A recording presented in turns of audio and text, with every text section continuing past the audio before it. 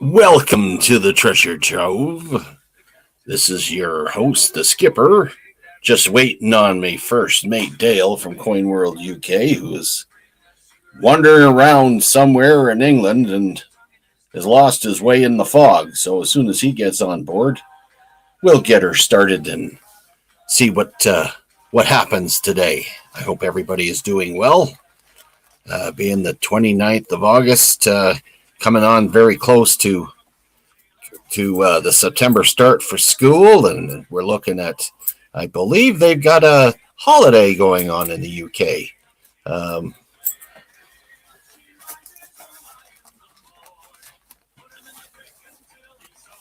And I still, Silver Tanny, I'm glad to see that you're on.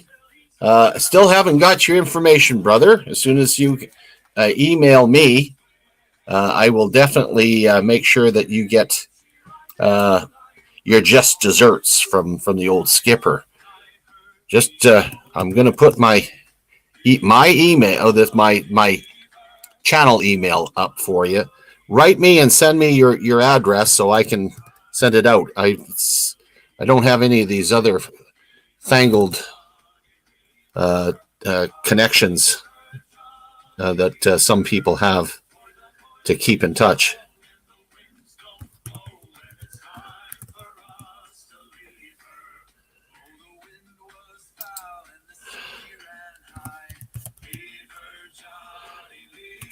You're probably noticing that it looks rather festive behind me. I was privileged to adopt my other persona yesterday for the Pafford fundraiser. I spent 4.5 hours on there helping the Pafford out so that they can adopt a young girl by the name of Autumn. And it was quite successful. But it still looks a little bit like I've been up in the North Pole. I haven't pulled it down yet. And I've been diligently trying to get things together. The old Skipper's trying to finish up his challenge coin collection. My one rack that I've got up there contains, I think, 56 coins, and it's full.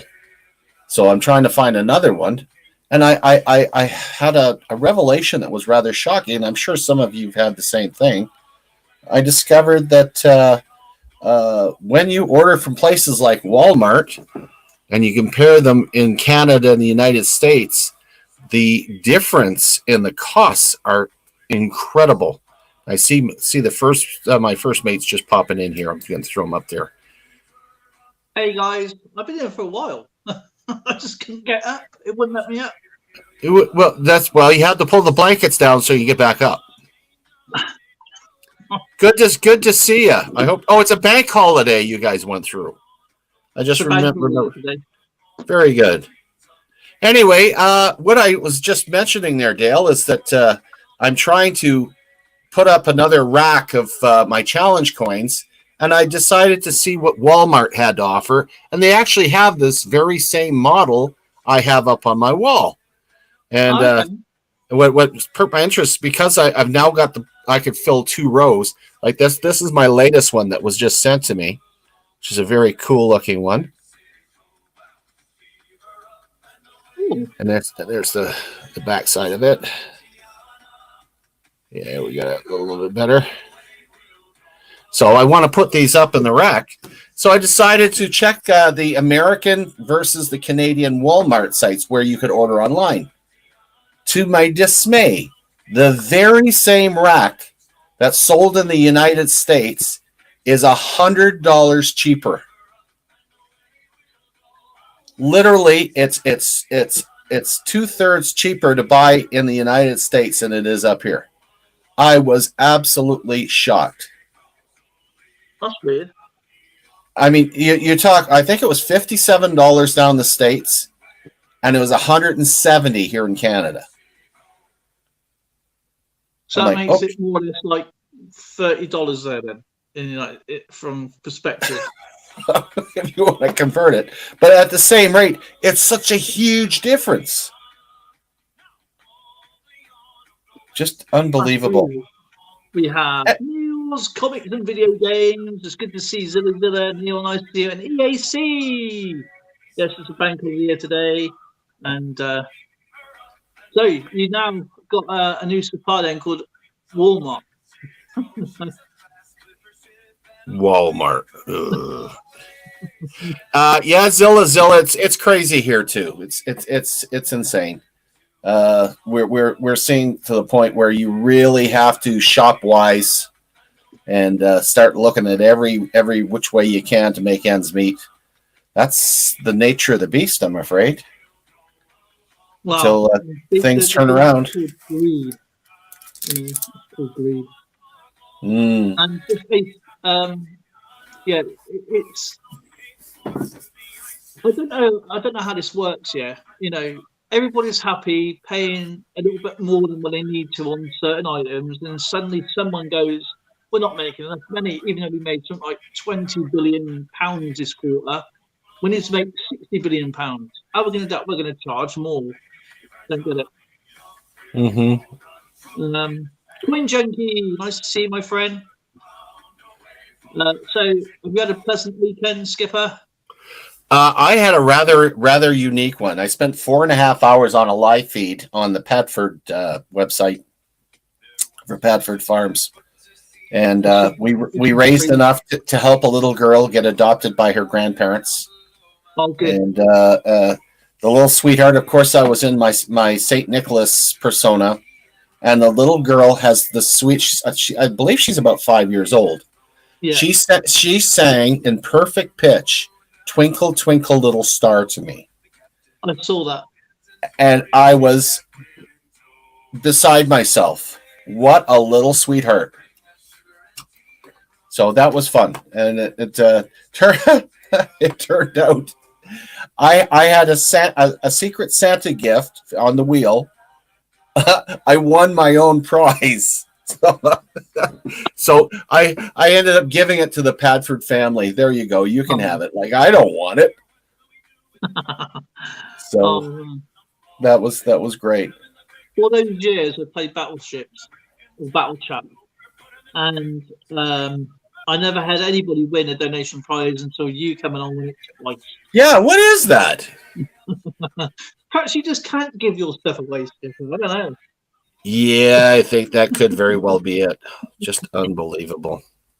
So other than that, it's been a pretty quiet weekend. I didn't do a lot on my collections at all, but I did get into watching the latest prequel for Game of Thrones. Don't say anything. I won't say anything. I won't say anything. We got it advertised at the moment. It's advertised everywhere. It certainly holds up its side of being definitely a part of the Game of Thrones franchise. It's great. And I got to watch the movie Prey. It's the Predator movie. It's taken in North America back in the 1700s. By far, in my opinion, that was the best one that they ever did. So it was a fun weekend for me. My weekend was consistent of trying to catch up with comments. I obviously don't watch a few things, but I don't really concentrate. I like family time. Zoe is off, so she wanted to catch up on that. And so I upload everything throughout the week. I've still got a few more videos to do. And then tomorrow is my day of concentration on your pool. So until I get it right. So I've remounted the silver down. Now it's a silver round again. It's a 2 and a bit round, about 2 1/4 ounces of silver now. So hopefully I get that sorted out, get that done. And then it will be essayed, tested, delivered to you in time. I admire your determination. Well, it was a pain in the first. So you saw it yourself. You had it first hand. It was fighting me all the way, everything. Mm-hmm. you know, spit that silver on me. I was shaking everything, you know. No, I was joking. But no, man, just a little bit more. That would have been nice. White Mojo Wolf is in the house. I just realized what I think it was EAC that says about the Benny Hill salute. I just realized I just did it. He always did the 2-finger salute. Yeah. Was it like that? Was it like that? Not like that, wasn't it? No, it was like that. Yeah. Do you know, a few weeks ago, I was actually with my friend. We decided to have a Benny Hill stint and watch Benny Hill all day. But he got banned from over here. Then obviously big in America. But yeah. Gee, I wonder why. No, he was just funny. He was funny. Stupid humor. I mean, a lot of these great actors come from skits like that. You know, it's sort of like those slapstick comedy shows. I mean, look at John Cleese. He come from the Monty Python franchise, and he went on to do Monty Pythons, and then he did 40 Towers. Been in loads of films along with everybody else. The Carry On franchise all started with all those sort of types of things, and it was just pure funniness, you know, on the buses, digging up Carolinas. Sorry, went up then. I thought that doesn't seem right to me. And I guess what I've been digging out as well, actually. I have got a surprise.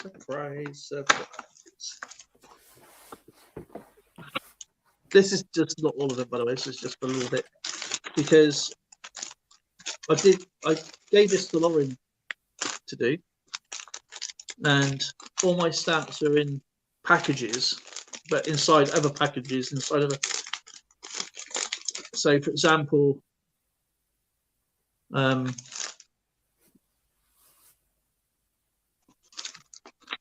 think it's all in country order, I think.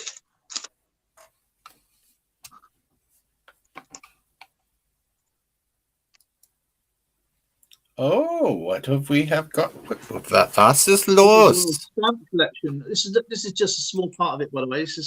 So that is one lot of all countries. Yeah, let's see it in big. Okay. Oh, that's quite the stamp.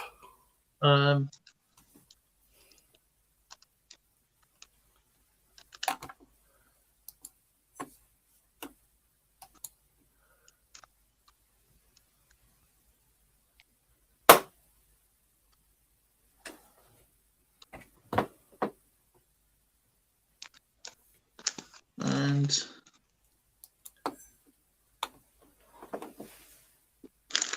so that's another bulk load. That's another bulk load. Oh, that's another bulk load. They're all in order with everything. Right. And then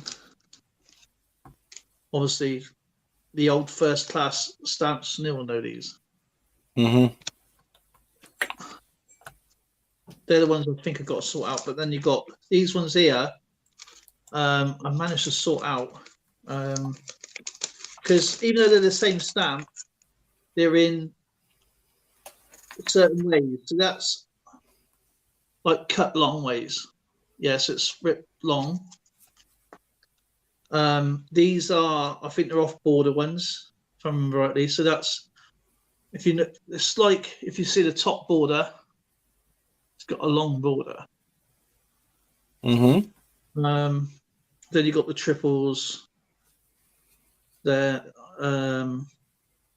Which I haven't looked at these for a long time, so you're gonna have to bear with me. Freeway that way, then the freeways that way. And then I think they just need putting out.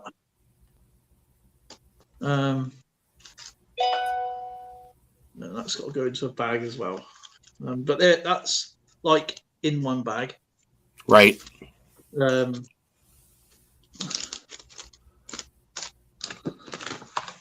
then White Mojo Wolf says one of the videos I'm editing is where I show off my small coin collection. It's been in high demand. Wow. I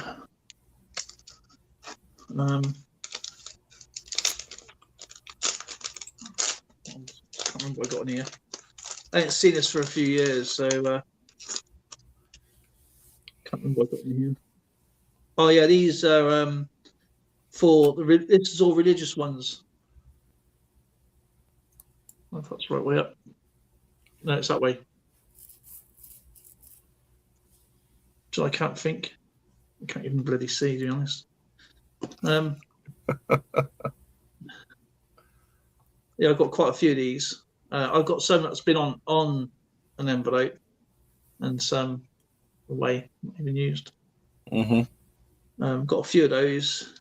Yeah, those. This is the. I think this predicts the. Oh, this is the 1970 Commonwealth Games. This is another one. That's the this is actually pretty good. It's 1970, that one.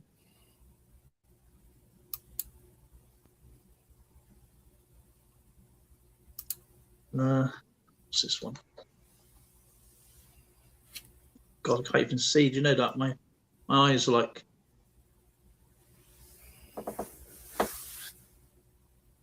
International Labour Organization. So this is when Labour was Labour.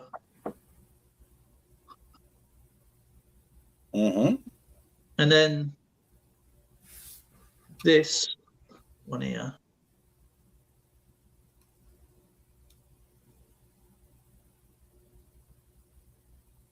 This is the viaduct. This is for the viaduct. 1 shilling 9 pence. Very well.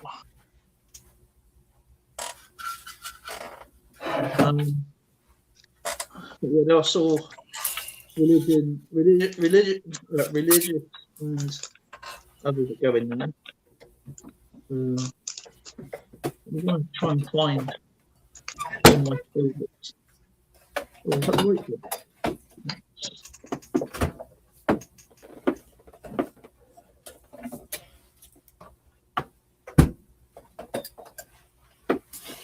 The very first England and Australia flight stamp.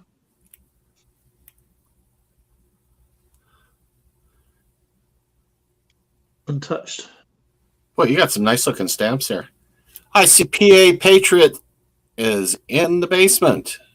PA Patriot Prospecting. Cartoon Universe. And yo, what's up, guys? Welcome. Can you hear me? Loud and clear. Cool. You hear the fan in the background or no? You're lucky to have fans. I don't have many fans at all. I got a new headset. Oh, cool. Yeah, man. How you guys doing tonight? Actually, not too bad. I think Dale's on holiday. Nice. I'm chugging along doing 2 jobs. Yeah, I'm just getting over yesterday's long live stream at the Pafford's place. So it was a lot of fun. Very cool, man. Yeah, but I did discover. Oh, look at that! Wow. Wait a minute. Apparently, he likes putting women's lingerie on stamps. Ooh. I've got something here for you, Skipper, actually. This is first day issue. Yeah. It's a San Marino, 1962, I think.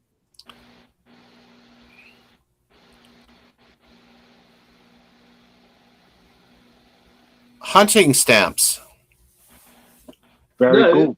They're not hunting stamps. I'd say are. Yes, they are. Yeah, so I couldn't think that. I haven't seen this in so long. I feel you guys are the first one to see these since I just literally got these out. I'm pretty sure I've got one here with an actual instrument.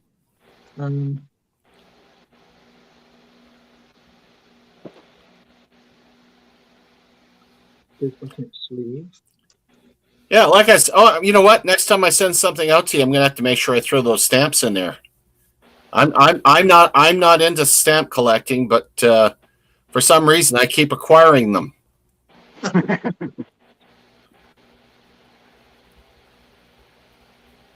And of course, White Mojo Wolf stepping out for a minute.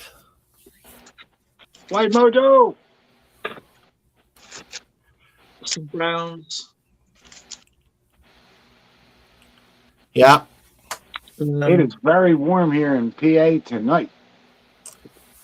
Yeah, you know what? It's unseasonably hot here in Edmonton too. I thought the other day it started to cool off so that it was bearable. We like it about 15 Celsius, which is what, about 57 Fahrenheit. It's been 90 for like 7 weeks now. I wouldn't leave the house. I'd stay inside. I'm out there every day, man, building stuff. Wow. 1956 Olympics. So I was going through my change the other day in the console of my truck, and I found a 64 quarter in beautiful condition. Oh, you got it there? Yeah, I want to show it to you.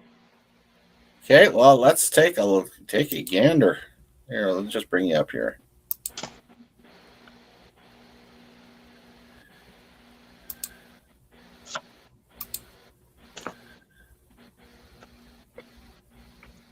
Oh, yeah, it's in pretty good shape. Yeah, it's really, really nice, man. It's shiny.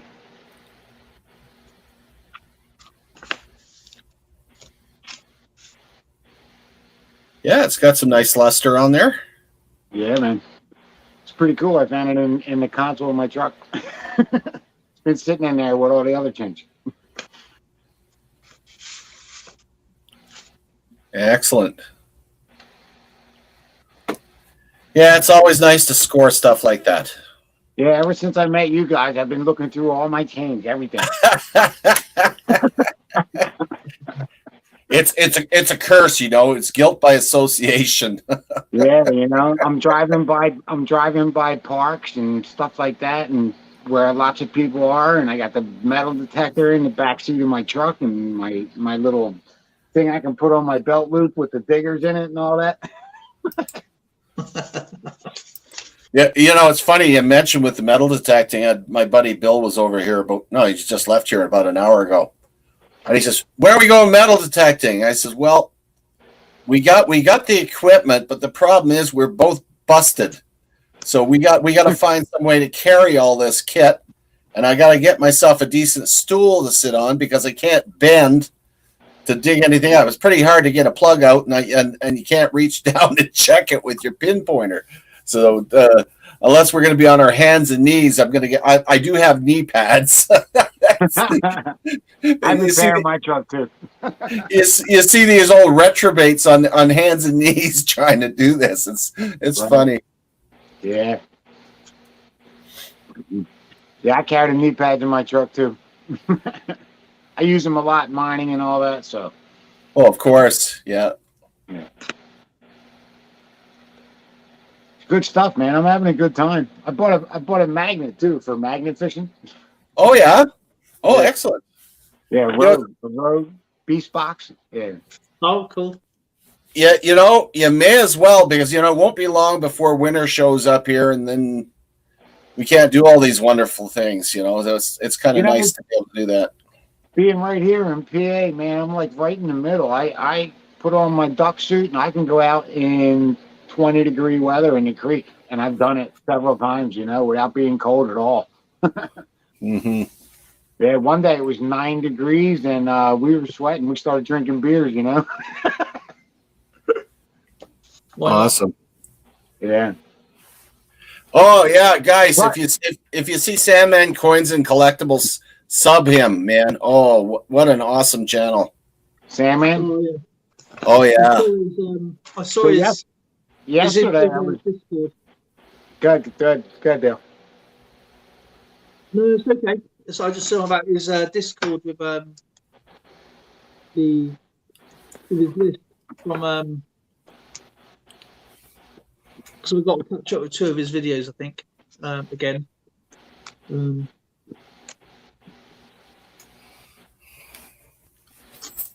Yeah, I miss trading with Jason. He's a wonderful guy to chat with and to trade with. But his collection is so colossal, and the coins he have, I got nothing to offer him anymore. Like, what can I do to help you? So if I happen to come across a Canadian one that's brand new, that's never been sent out, as long as I can send it to him before he orders it himself, I'll send it down to him. But son of a gun, it's tough. But yeah, he's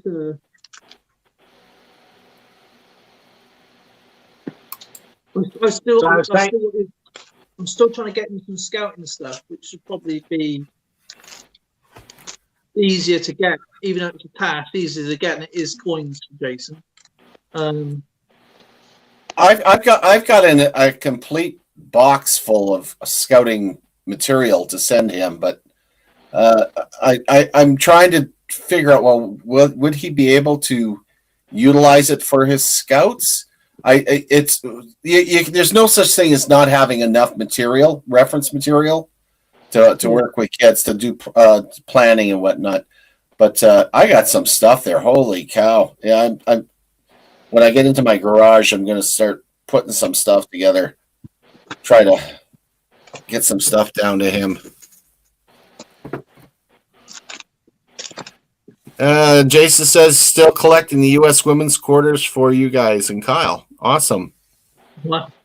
I mean, I got to search through my German stuff. As you know, I'm going through my world coins anyway properly, so I'm changing it all around. You know what? I would love to. I would love to get some of those Australian coins with the honeycomb and the bees all over them, and send them down to the bug farmer. At Silver Neils, what's up, guys? You got metal detecting.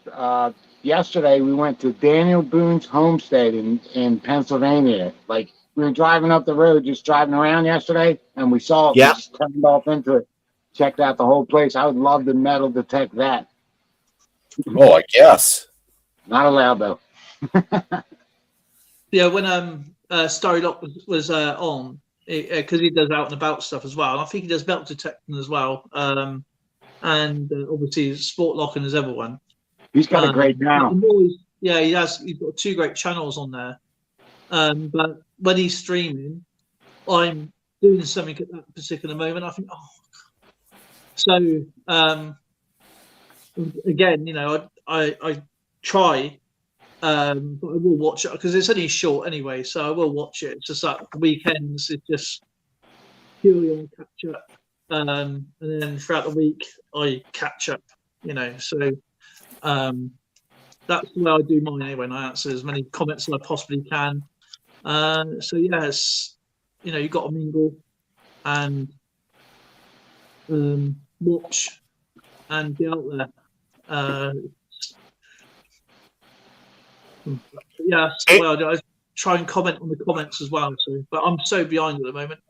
What got me is that I at the beginning of the month I was really ill and I tried to do my specialists and stuff like that, but it wasn't going to happen. And so I had a few days away from YouTube itself, so I'm just behind. So where it goes. Silver Sea Skipper. I'll wait. I'll see what I can find after all. Australia is our neighbour. I know New Zealand's, you know, off the coast of Australia, but that's still 1,000 kilometers away. Wouldn't want to swim it. No. And what are you wanting the ones that were in circulation? Or are you wanting the silver bullion ones? You know what? I love silver, but really I have no Australian coins in my collection whatsoever. Not a one. And the ones I was looking at, they were showing online, were the ones that looked like honeycombs. Very pretty coins. I think they were their $2 coins, but they were beautiful coins. I don't have any foreign coins. None whatsoever. You have no foreign coins at all? Not a one. That's okay. We'll work on you. I'm really interested in Germania coins. Oh, yeah? Yeah. That's my people. Definitely can look at getting stuff like that. Of course, you understand that right now the current ones, they're into the euros. But if you want to get into some of the older stuff, get into the Pfennings and the Deutschmarks and all that stuff, that's out there, and it's not that expensive. Yeah, I'm going to try and get a hold of something. And of course, I can't remember what I did it now. I done a 1914 silver coin, 90% silver, the other day. And what I'm doing with my coins is I'm taking out my old coin books and I'm trying to put them into countries, into alphabetical order rather than country order, because it's so many countries. I just want a top room anywhere. So A's, B, C's, A to Z. But with the British coins, Canadian coins, US, and the euros and German coins, I am keeping separate. That's what I'm doing. So, but any other silver coin I find is going into another silver collection. So that'd be like a constitutional collection. He's doing exactly what I'm doing.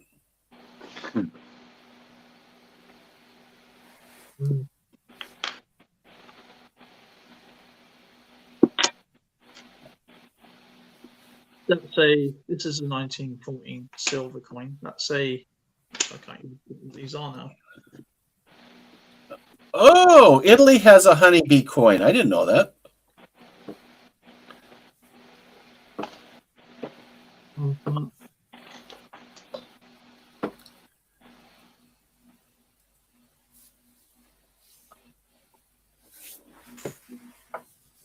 That's the 1922 sixpence Australian. Oh, and I'll put you out. I couldn't see that, not because my eyes are closed or anything, but let's take a good look at this baby.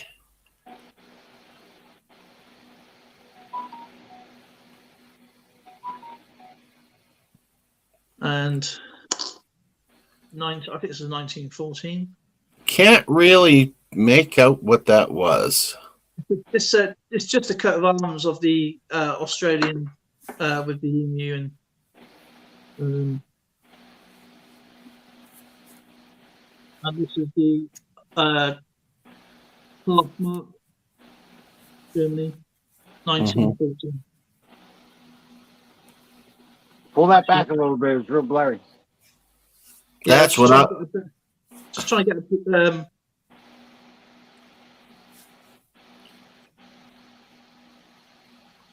that's the trouble with StreamYards. You can't really see it.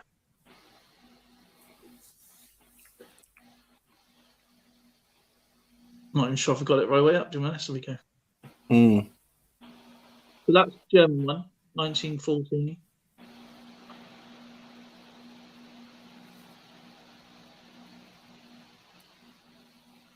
It's about the size of a nickel, I guess. Yeah. Maybe a little bit smaller, tiny bit smaller. This is a sixpence, and I think this is 1922.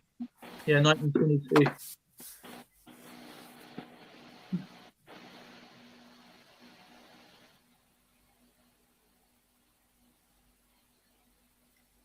I still have a lot of silver coins to go through. Just that I am trying to separate them. And for the smaller ones, obviously I've got my American ones separately.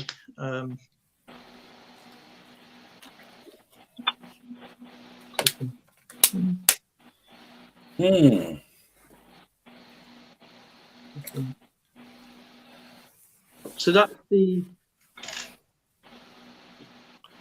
So these are Swiss silver. These two here. So I've still got more to go through. That's.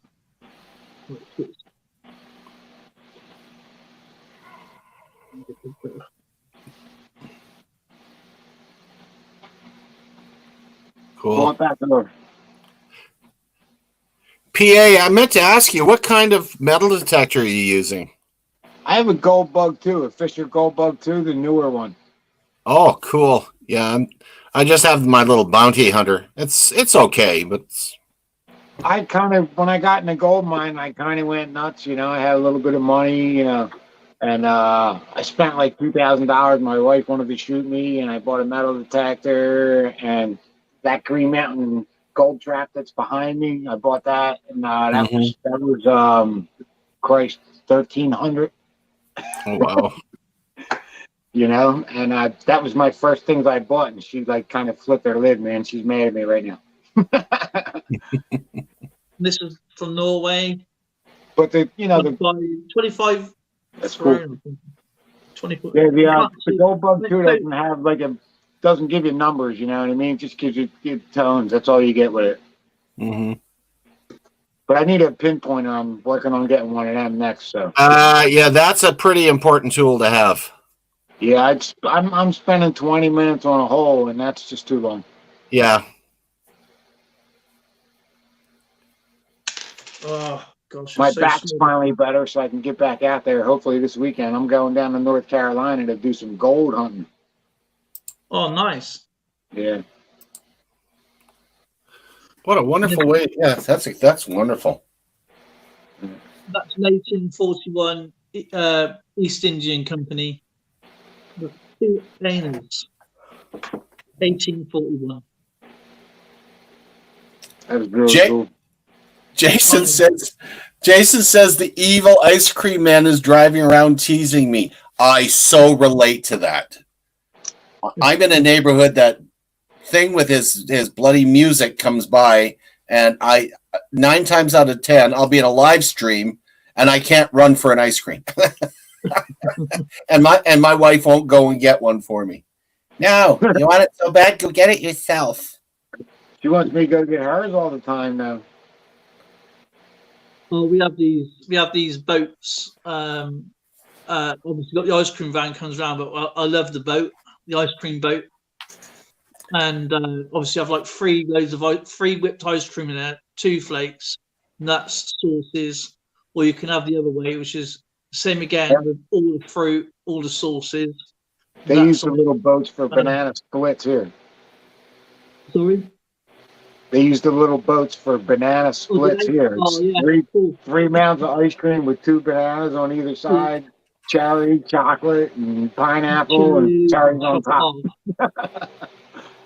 That is heaven, isn't it? My brother is in Philadelphia. Your brother's in Philly? Yeah, I'm right outside Philly, north. Oh, he lives in Chalfont, I think. South Philly? Yeah, Chalfont. My old stomping ground. Chalfont. Not sure it's spelled, but Chalfont? I know where he's at. Yeah. It's not been up there long. He lived in Dallas for a while, since '97. He was in Dallas for a while? Sorry? You said he was in Dallas for a while? Yeah, he was down in Dallas. I'm not sure how long he moved up from Philly for, but he was down in Dallas since '97. And then I have a cousin north of Dallas too. Oh, dear? Yeah. Ed McKinney, is it? It's what? It's not McKinney, is it? I'm sorry, I couldn't hear you. McKinney. McKinney? No, it's not McKinney. Oh, okay. I was going to say, a small world if it was. Yeah. I've only ever been to Dallas, traveling. Fantastic place. I loved it. I haven't been there either yet. I almost made it to an Eagles game, a football game. All right, okay. I've been to obviously, I've always been a Dallas Cowboys fan, so actually go and watch them play in Dallas is absolutely fantastic. Boo! Boo! I'm an You're not Eagles an Eagles. fan. You're Boo! an Eagles fan. My brother's an Eagles fan at the moment, Yeah. so until the next one comes along. I haven't Dale, followed for about Dale, 4 years though. Dale, you got to answer Jason's question.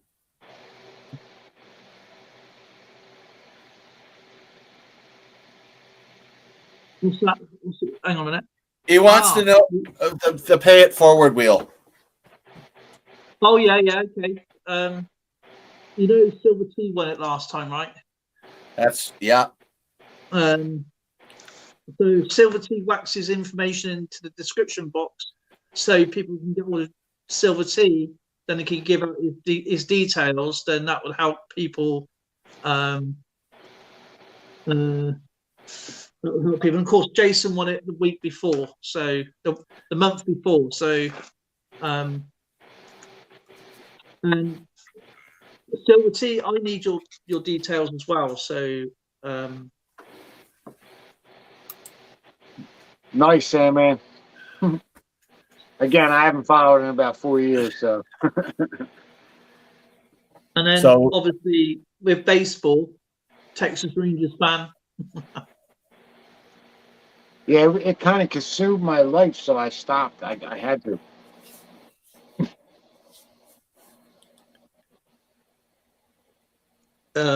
I mean, it's an experience to actually go there and watch them. You know, so at least I can say I've actually been to a Dallas Cowboys game and to a Texas Rangers game. So, and I think it was it the Mavericks?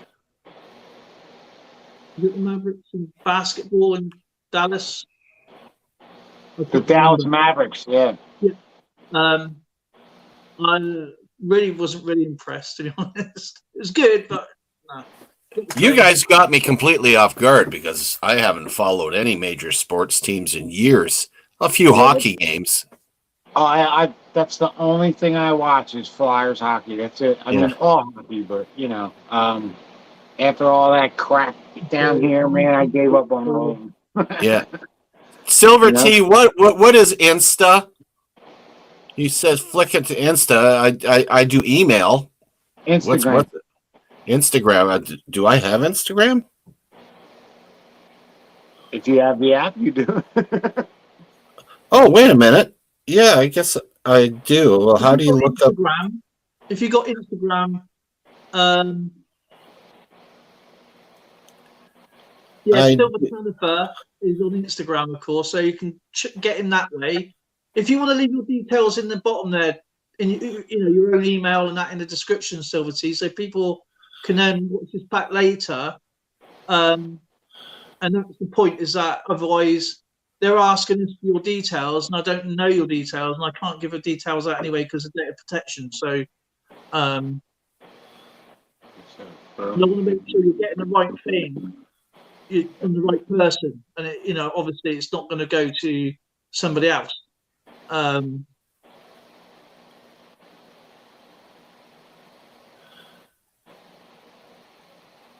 Yeah, you can either get through Silver Tanifer through his Instagram page, or you can obviously, if Silver T whacks it in now, his email address and his Instagram page, how to get all of them, then check him out there, of course. Yeah. What's his Instagram page? Silver Tanifer. I can't find it. I do have it, but I'm just kind of looking for it. Oh, I can't. How do you say that? Silver Tanawa? Silver Tanawa. He's actually changed it. He's changed it now. Thanks, to his actual name.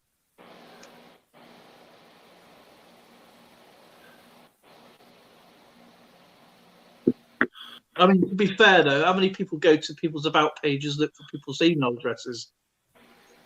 No one.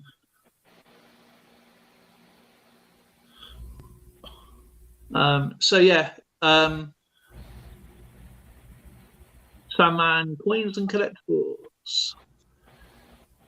Yeah, I don't have anything for him on here. You're gonna have to. He's got his personal name on there, so I can't give out his personal name. Yeah, I don't.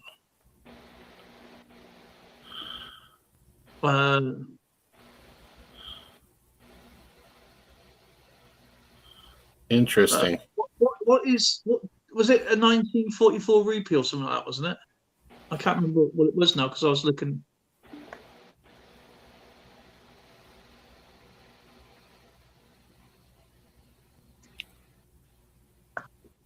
Oh, cool. 1944 British. Oh, wait a minute.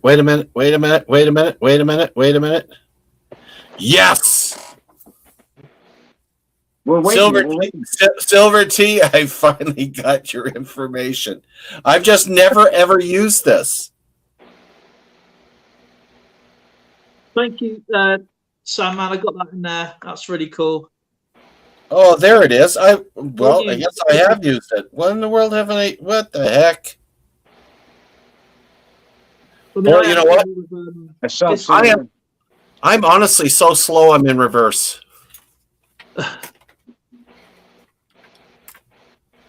Yeah, he does have his email address. But I mean, to be fair, I mean, Ugo, we can say this all the time that people's won this. Go to their about page. Go to their about page. Your email address is in there, and blah blah blah. And then what happens? We still get the emails to give out people's details. We honestly can't do that. So, Exactamundo. So, I mean, if you've won something, please whack your email or your obviously details in the live stream.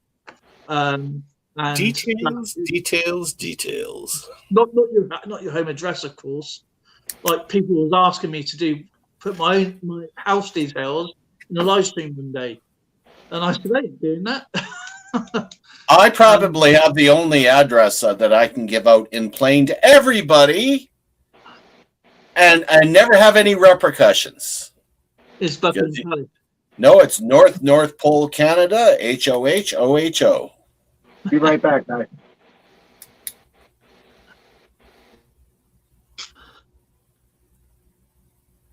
And yeah. But yeah, man, it's because I need Silver Tanifer's details as well because I obviously got to send him those coins out for him as well. So yeah, you know what? Apparently, I've used it before, but I so rarely use it. I even forgot I even had it. Well, we called each other the other day because I had problems with that stupid Discord. Yeah, it hates me, that Discord. I can't stand it. It's a nightmare. I don't understand why you're having so many problems with that thing. I think because my boys sent me so many links to everything, and I don't use it that often to really get into it. So I find with the phone calls, Instagram is bigger. It's not little, decent sized screen. Mm-hmm. And mind my reach. Yeah. Envelopes. Thank you. I got yours now, Silver Tea. Thank you. I had to go get a frosty beverage. Oh, frosty beverage. Here I am drinking clear liquids. I can't. Oh, you know what? I would, with a day like today, I would have really. That's the only reason I'm doing this is because of today. If it was a hot day like you're suffering with down there, I would be outside with a steak and baked potatoes and a frosted mug of Guinness. Nice. Oh, if we're doing Guinness, we're doing car bombs. Car bombs. That must be your version of depth charges. We sailors like doing depth charges, not car bombs. Yeah, depth charges. You take your Irish whiskey and you drop it in. In the shot glass. That's a depth charge. In the half a mug of what we were saying, that beer. Oh, the Guinness. Yes, the Guinness, but try it with Jamie? no. Oh my goodness. Not ooze. What in the world do I drink? I can't remember. It's been so many years I haven't done this. Oh, what did we use? Lemonade. It wasn't whiskey. It was. What about depth charges? Yeah, the depth charges we used. We always had a specific liquor that we dropped in it, and it wasn't whiskey. It was. It wasn't Scott Drambuie. Drambuie? Yeah, we took a shot glass of Drambuie, and that's what we dropped in. That tastes like orange. Not really. Not when it hits you. And of course, the whole idea is to suck it back so that the shot glass hits your teeth, and then you get and then you get the shot of Drambuie right in there, and then you watch your brain cells explode. Yeah, them car bombs, they sneak up on you. I did about 6 of them one night, and we left the bar. Yeah, ooh, it was a bad night. How do you think I earned all my white? Yeah, no more. I just got a really rare card. I am so happy you got Silver T's address. Yay! It's been bugging me for days. What's that for a card? The Brunei. Yeah, it's usually Jameson whiskey, Jameson Irish whiskey, and Guinness beer. I used to drink quite a lot. In fact, my mate used to own a pub. Well, my brother's mate is both off. He used to own a pub, and we would drink and walk out there, no problems, all weekend. And until one time, I had a really bad trip with a drink, and I never drank again. So, yeah, that was pretty bad. That was a really bad weekend. But no, I haven't drunk whiskey, Southern Comfort, port, brandy for years. So, it has now been 32 years. Wow, God bless you. So, yeah, it's been quite a while. Yeah. I have a beer here and there, so I'm not really a big drinker, but Guinness and Baileys Irish Cream is really nice. Yeah, that's a beautiful drink. That is. Baileys is good. It depends on what you want to accomplish while you're drinking. If it's just to relax, to refreshing, try peach schnapps and ginger ale. That is an absolutely incredible one with lots of crushed ice in there. Oh, that was on a hot day. That's the thing to drink. That card out De Brunei. Guinness and Baileys Irish Cream. You know what? That wouldn't be. That actually would not be bad because the Guinness has got a nice head on it anyway. Right.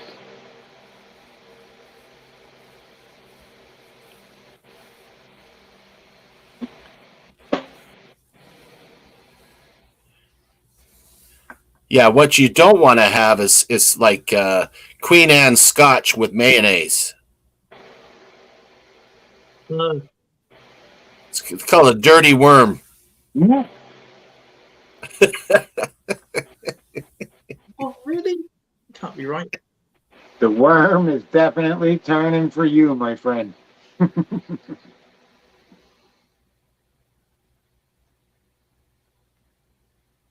There we go. I actually got Silver T's address. Oh, I'm so happy now. Now I can send these coins. I've been sitting here staring at me going, send me.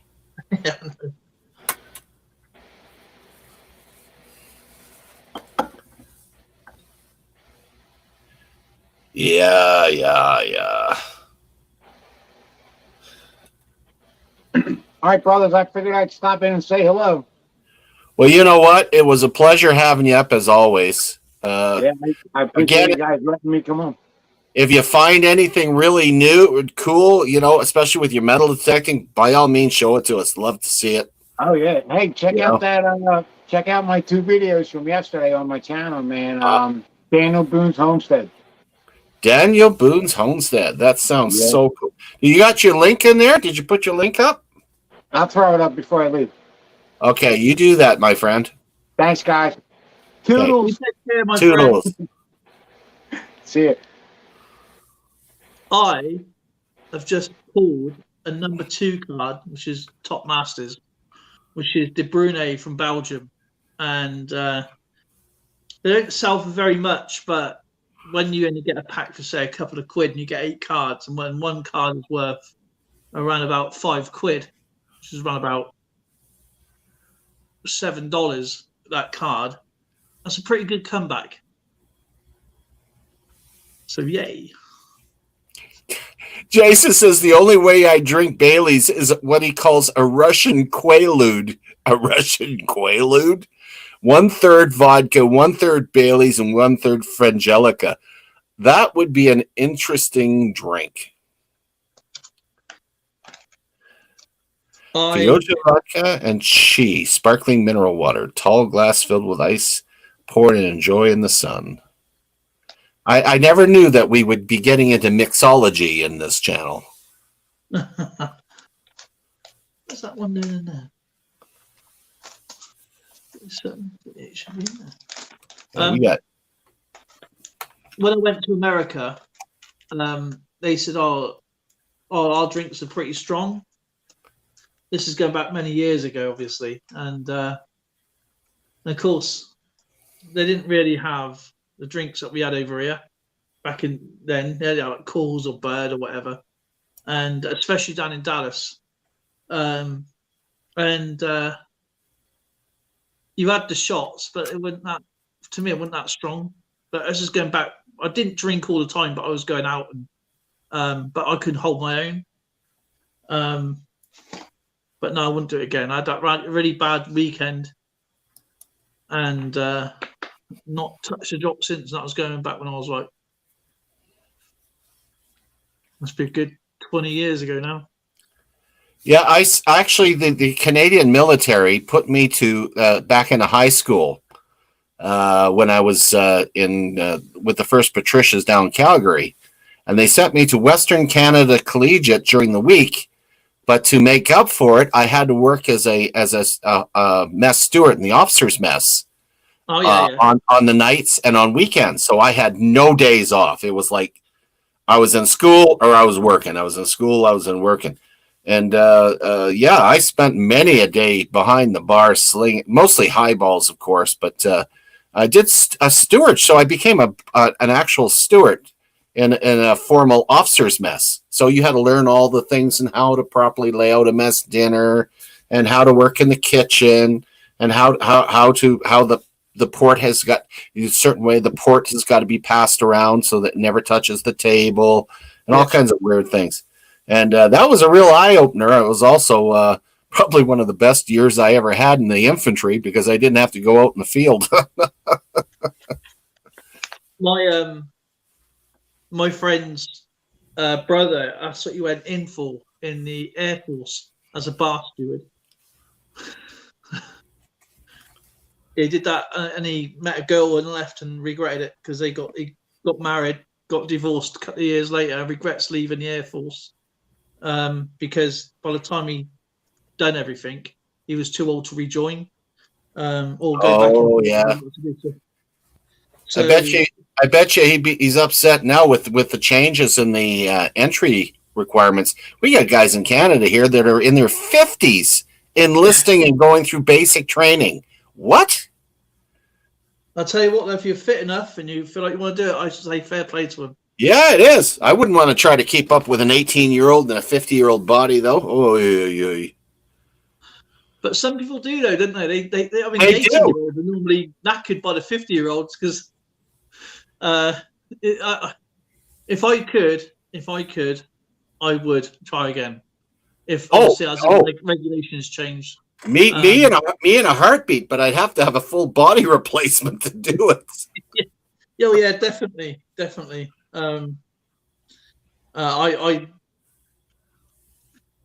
But it was just so heart wrenching. You've been told no, you work hard, and even though you're fitter than the others, you know you're fitter than the others because they're having panic attacks and respirators, you're still a mile ahead of them, and you have to wait for them to catch up. It's too far ahead.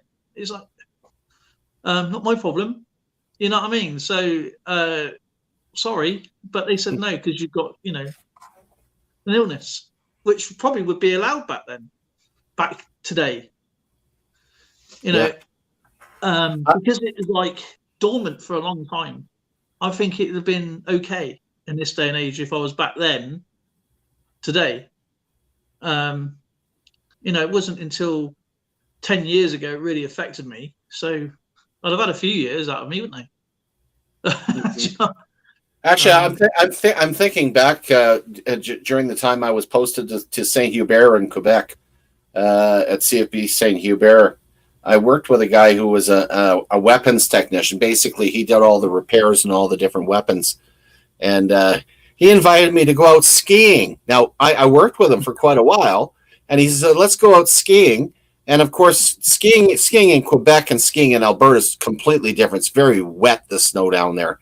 So we get to the ski lodge, and lo and behold, he took off his legs. I didn't know he had no legs. From below the knee, he'd lost both his legs, and he was still serving in the military. He had a special attachment so he could ski. It would be like skiing on stilts. I said, I could not believe this guy. So there, you know, even and now I'm dating myself. That's back. Oh my goodness, that's way over 40 years, and they had people that were in the service, and they'd been missing limbs. But if they can still do their trade, they kept them in. Yeah, they did at the American Air Force, American service as well. If you can still, because you've been wounded or injured, doesn't mean you have to lose your entitlement to serve. You can still serve one way or another, I guess. But I'm not sure how it is over here now. I believe I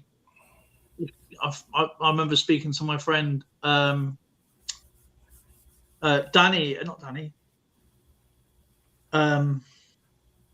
Stephen, Curse's husband.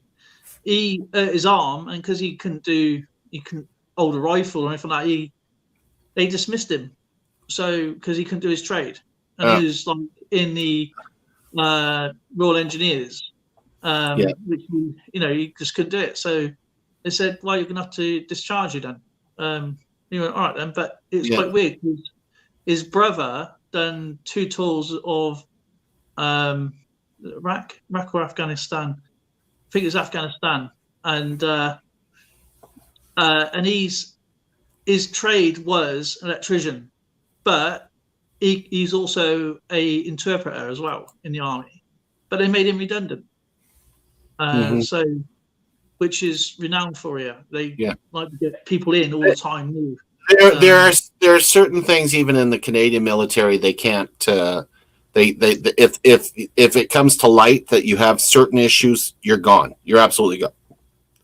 PTSD, any OSI, you're done. You can't handle a weapon, and they let you go real quick. That's why a lot of the guys and gals there, when they came back from their tours, they were dealing with serious issues, and they would keep their mouths shut because they knew the moment they opened up their mouths, they know they were gone. See, I think that's more devastating from an outside perspective. Having those group of people there that you bond with, and send your caste aside, and you're in limbo. I think that's probably the worst thing as well. Yet the Canadian military have just come out, and it's changing in September. Effective right quick here. Yeah. Men will be able to wear skirts. Men will be able to wear facial tattoos and piercings, and they can wear colored hair. They can have purple or yellow hair, whatever, and different lengths. I'm not being they're getting rid of they're completely skewing the genders. Yeah. I'm not being horrible to anybody, you know, if you do whatever you like in your personal life, but when you actually go into military, you're not a civilian. Exactly. there's a level of professionalism that should be maintained. Yeah, and I mean, I saw the recruitment. Not so long ago for the U.S. military and to the Russian military. And I saw that too. It was sad. It was really sad. They done another one for the Air Force, for the United States Air Force, and that was out of all the people they could have got, and because when you're doing an advertisement to people to recruit, it was for these things. Now over here we got a Marines one, and you got Marines are on inside like a rib, yeah, and they've got guns out, ready to go, and smoking flames. You know, it comes out.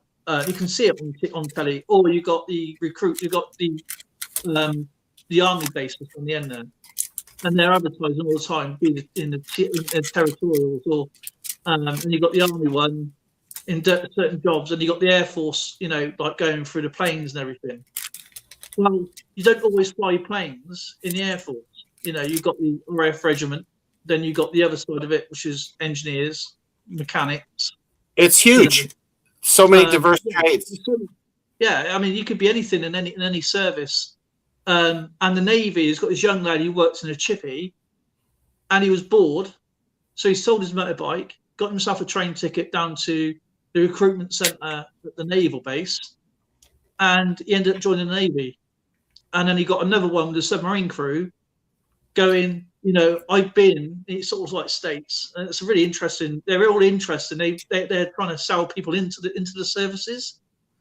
To me, what the Americans did, no offense to what they've done today, is that they're trying to not sell them into the military. You know what I mean? You have to be, I'm not rude to anybody, please don't get me wrong, but you have to be you have to identify yourself as something before you're allowed in.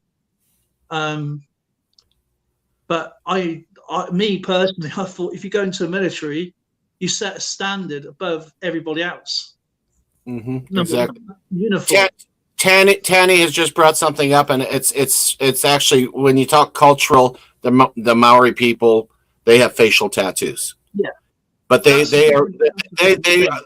if you've ever watched them, which I have on videos, they're impressive soldiers. Oh, yeah. They are, you know, especially when they do their haka. Oh my goodness! So they're warriors.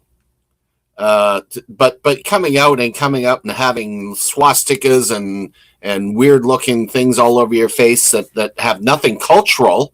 It's just a personal thing. That to me is basically your what's the right word for it? So I don't sound. They can do what they want. It's their body, but a lot of people find it disconcerting. They're frightening. Yeah. I mean, do you want someone that's got a bunch of facial tattoos doing customer service? You know, that looks like they've just come out of a gang somewhere. You know, do you want that? That I wouldn't. There's an Italian, I think it's Italian, special forces group, and they fast march everywhere. But because they get everything free, yeah, their uniforms don't fit them. And these overweight, that's supposed to be elite fit guys are in a bunch. They were so out of place with their rest of the uniforms and stuff like that. They were almost out their uniforms because they were given everything. They get everything free, and they have all these privileges. And what the Italian, sorry, I think it's Italian or Spanish. I can't remember which one. I think it's Italian. And what the Italian, I think is Prime Minister, but he goes, our elite forces are supposed to set a standard, and he took all their privileges away until they got back fit again. And it's one of the oldest European fighting forces since 1921, I think it is. And they wear like a green shirt. And to be honest, it was like, man, if you're serving your country, you know, you just want to be fit, you want to be proud of your uniform. Mm-hmm. But I mean, I remember girls had to have their hair in a certain way. Yeah. You couldn't, you know, you had you couldn't have it down. You couldn't have it. It had to be tied back in a bun. The whole point of the uniform is to look uniformed. Exactly. Yeah, I know. Uniform's not called out of place. I'm sorry, but and you know this. I mean, I'm brought back up in a different era, but as a lot of us were, and I think the military, you're not a civilian. You can't bring civilian life into a military life with that. So yeah, that's my opinion. I think when you're supposed to defend, you know, what is more important, blue hair or defending your country? I'm sorry, but I think it's just set a standard. That's my opinion. It's probably get a lot of hate, but I don't mean to. I'm just saying. I got respect for the military. I always have, always will do. And Alexander Smith's Uncle Jack was believe it or not, he was a Lance Jack. So interesting that his name is Jack and he was a Lance Jack, Lance Corporal, Lance Jack. That's what we used to call them.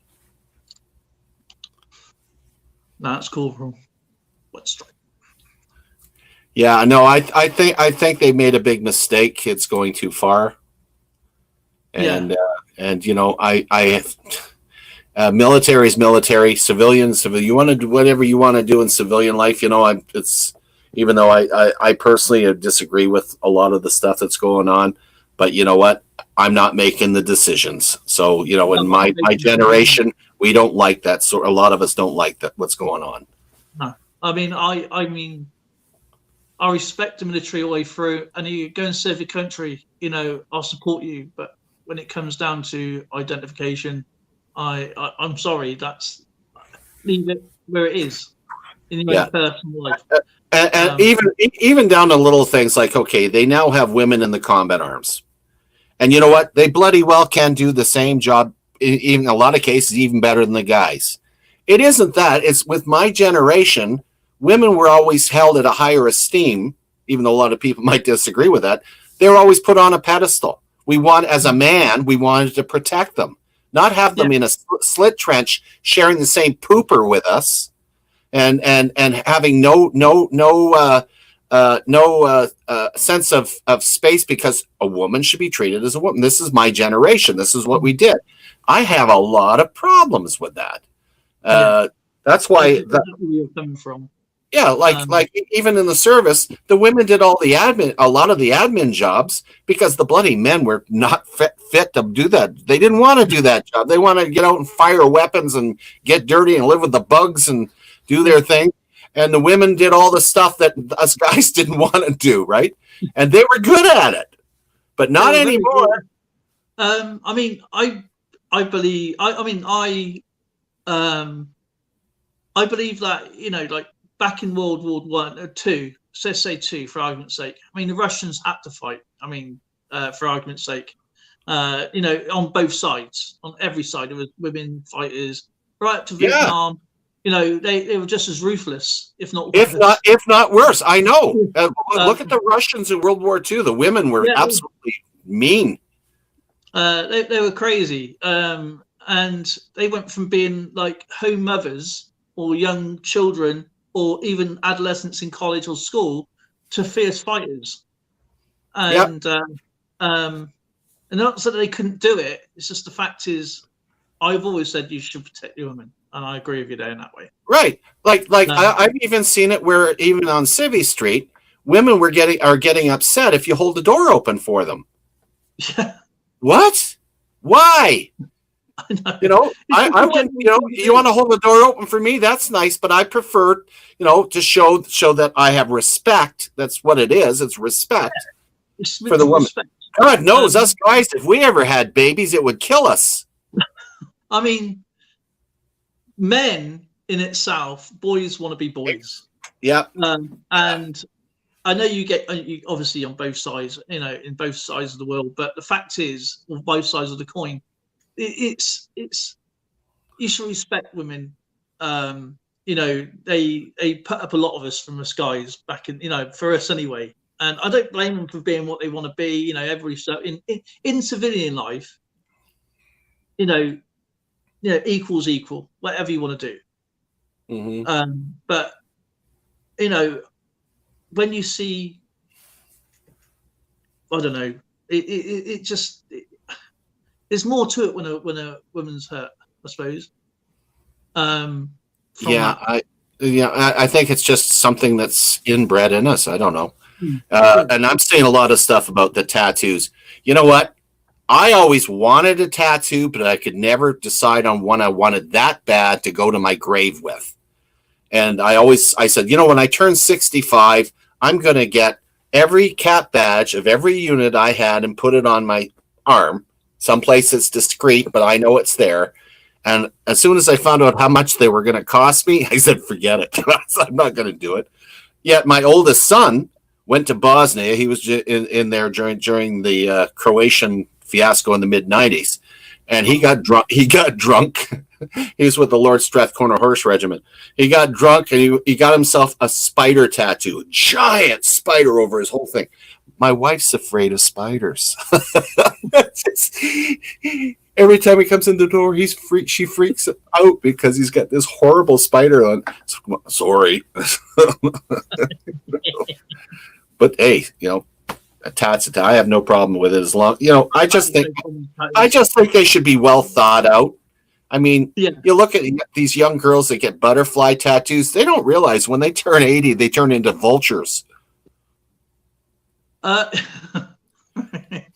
mean, I've always wanted a tattoo of a panther. When I used to play football and whatever, I wanted a panther on my top of my thigh. Lucky I didn't because one wasn't allowed, and obviously, if I'd have had it done before my operation, obviously you can get all sorts of stuff these days, just because no immune system and everything. So no, I've never had a tattoo. So. Yeah, I'm with Sandman. As if I got a tattoo, it had to be something created that has a lot of meaning in it. Yeah, exactly. Not just for the sake of art. I know a lot of people like that, and all the power. I've seen some gorgeous. My son-in-law, he's a man after my own heart because he likes ships, sailing ships. He did his entire back with these full-masted ships from the 17th century. It was all in color. It was the most gorgeous thing. And wow. I'm going, you're going to die with that on your back. You should have it stripped off and put in a frame before you go. I mean, it was art. It was absolutely gorgeous. I think some tattoos are amazing. It's not the tattoo, it's the tattoo artist itself is the most important. And my best friend who gave me his kidney, now he done his tattoo. He had his tattoo done. He goes, I'll cut my sleeve. He's had it all done, all his arm, whole sleeve. And I said, do you know what? From this perspective, I said it's absolutely diabolical. He went, why? He goes, this is done by one of the top artists in Swindon. I goes, probably more like a P artist, I said. I goes, because he's got this castle. It looks nice. If it was rolled out, it would look nice. But what I'm saying is, it's perspective of stuff. Now, he's got this castle. Yeah, he's got this thing going up. He's got his castle going up here. But it's got this, I don't know, broken part of the round part of the castle. Yeah, I can't remember what it's called now, but round part of the castle. But it's got this great big dragon's head coming out of it. Yeah, like this. But it's got a very small hole. Yeah. And I said, if he put his head through that, he'd have ripped the whole castle down, castle wall and everything. But because it's got it sticking up, I mean, it looks odd. You can see it from a perspective. And when he looked down, he went, "Oh no." I goes, he goes, when he's looking at it, he's like, now he sees the mistake. He can't stop looking at it. So, yeah, it's nice look. It's a nice looking dragon coming out of this castle top, but the hole is too small for the head and the body. So it's got a very small castle with this big body coming out of it. So, but if they were two separate pictures, they would look great. But because it's just ridiculous. It's just too small. And He goes, I can see like he's looking further over this when the castle's back here. Mm-hmm. I go, yeah, but close up, it's still got the very long neck with a very small hole. This dragon's coming through. You can see them. You see this mistake a mile off. It's like, oh, now I can't stop looking at it now. But yeah, I feel sorry for those that get those beautiful Chinese characters and find out that it says bathroom 2 doors to the left. You know, like they don't know what they're getting on their skin. Oh, that should be quite funny. That's it. Yeah, the round turret, the castles. Yeah, but it's like no breakaway for the castle. How this big dragon got in the first place, and is huge, nice looking design. This dragon, beautiful design. The castle's too small and little old. Do you know what? Do you know what I would like to see? Now we're talking dragons because I'm thinking Game of Thrones because I'm a freak for Game of Thrones. I would like them to come out with silver coins with each of the houses of the houses of the 7 kingdoms. I could probably make them. Yeah, well, probably copyrighted the bloody things, but think about it. Well, not if they've already been done. True. But wouldn't that be nice? I don't know if that can be copyrighted because at the end of the day, only the film is a copyright, not the actual. Because people do James Bond, people do figures, people do. It's not really. You can't really copyright something that is unless it's got a Pacific uniform on the badge logo. Mm-hmm.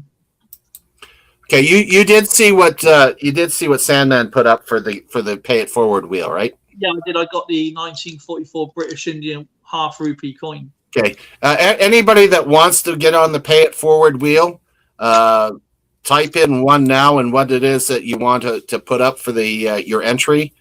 And Sandman, he's heading off to Maya's Coins and collecting. It's a great channel. And I may even swing over there myself a little later and say hello.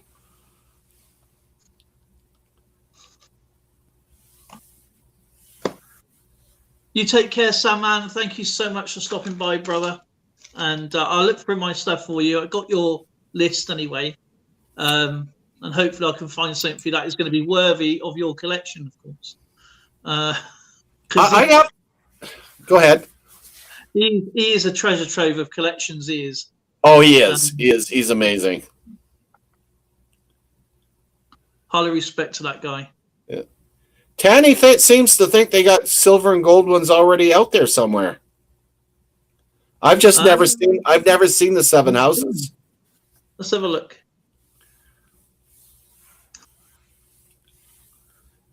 Because those were being that we're kind of crossovers and why we like that show so much. It would be nice to have them. I used to have Game of Thrones cushion covers. So like I had all the 4 houses on there until they started bringing more out and more out. I'm thinking, I don't have any amount of room.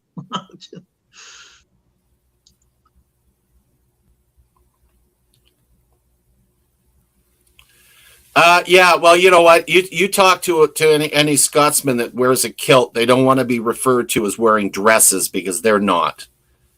There's a lot of tradition in behind that a lot of people aren't aware of. First off, you go back to the days of William Wallace. They did not wear kilts back then. A lot of people do not know that, but they didn't. The kilt was actually something that was forced onto the Scottish people by the English. They did not have kilts. And eventually they adopted them. And of course, in Scotland, they utilized, they brought in the tartans. And it was basically your clan tartan that you had. That's why there's so many of them out there. Also, they wear purses or hair sporns. The purse is just a leather pouch that has a flap on it, and a sporn typically has horsehair. Yeah, that's around it. Yeah, that's a much heavier, more ornate thing. And also, the kilt itself, the actual colours belong to each clan, each tribe or clan you belong to at the time. And as you say, Alex will know this more than anybody else here, or maybe you as well, actually, because obviously, Canadians as well, they wear kilts and uniform. Yeah. And it was also used as something to keep you warm in the winter. Those kilts, being that they're wool, are extremely warm. Hmm. I wore the McGregor and they wore the Black Watch, the Royal Stewart, Yeah, for a time. And so I know what they're like. Of course, you also have the hose tops that go up so that there's only a small portion of your knee showing. You sometimes wore puttees or spats, and you also with the hose tops, you also had a skeen do that you wore, and that's something, as you know, is a Scottish sock knife. You do not draw the blade out unless you're going to draw blood. That's right. That's the same with the Gurkhas as well. That's why they have. Yeah. That's all not the cross swords. Yeah. And I'm proud to say too that my son Christopher is a fabulous piper. He actually was a snare drummer. Then he moved on and started playing pipes. He is really good, and he's like, yay! One of my kids is actually a piper. As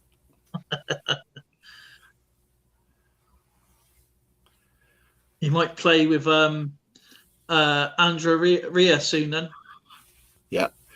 You're catching all the ones you got here. We got a 1945 New Zealand half crown, for Silver Tanny, and we got an Upper Deck hockey card, 2021-2022 Series 1. EAC. That's a nice card, actually, that Upper Deck hockey card. Yep. My favorite tunes with the pipes, Black Bear, the Highland Laddie. Yeah. Definitely some of my favorite ones. My favorite pipe band, military-wise, would be the Royal Scots Dragoon Guards. Yeah. They actually did a really nice album called Farewell to the Grey. It's a fabulous band. And the Calgary Highlanders did a wonderful record. The Dragoon Guards, my favorite piece of theirs is the Gull. Yes, that's very nice. And have you ever heard the Highland Cathedral? The Highland Cathedral is one of the most beautiful pieces I've ever heard. Awesome. I do love military music. I absolutely find military music really fascinating. And a non-military band that plays with the Royal Marines and other bands around the world is called Top Secret. Yeah. Have you ever heard of those? No, I have not. Check out Top Secret versus the Royal Marines or the US Marines. They are so funny. They're a Swiss band, but they're all amateurs. They work in banks. They work in, and the way they play their drums is like none other. You would be impressed with them. They get invited every year by the Royal Tattoo in Edinburgh. They are absolutely fantastic, and they play in the hangar. They practice in the hangar. And they put the Royal Marines, any Marines, to shame. These guys, and they're just amateurs. They're not even. They are professional in their own right, but they get invited by the Queen every year. They are fantastic. The Swiss. Oh, that's awesome. I wonder if I can.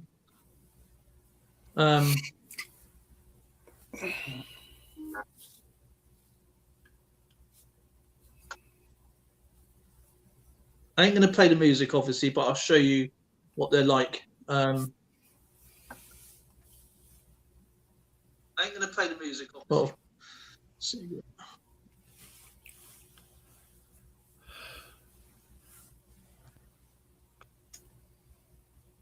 Right. These guys are amazing. Yeah.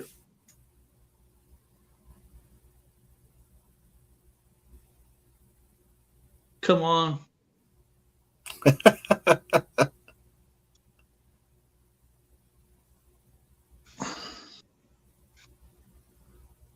Oh, I can't play the tune, obviously, so it's going to be quiet. Yeah. And this was this year, I think. I saw them this year at the Tattoo. I watch it every year.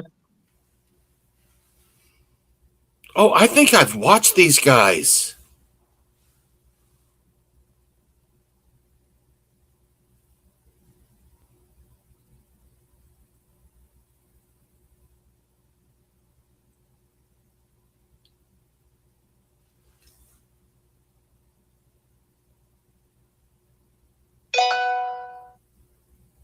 Scrapping ordering team.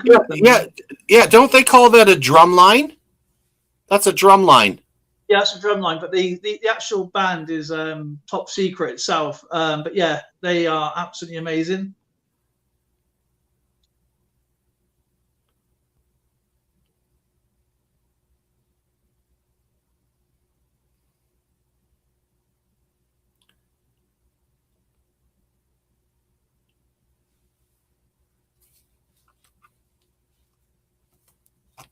Wow.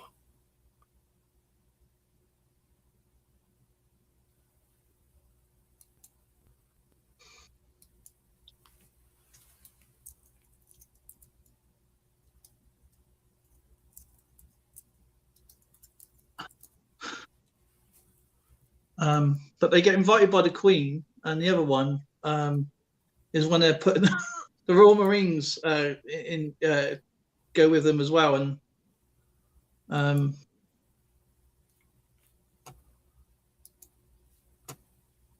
just try and get to the Royal Marines part.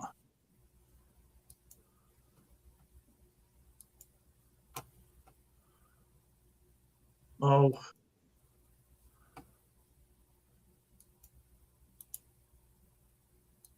okay. This is for Silver Tea. This Yeah. I'm putting a link in. If you get a chance, this is one of the ones. This brought me to tears. It's the New Zealand Army doing a funeral, haka, and it was the most impressive thing I've ever seen. Oh, the haka.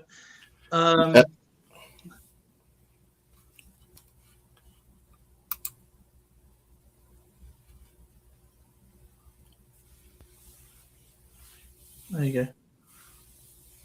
I think this is just a mix thing.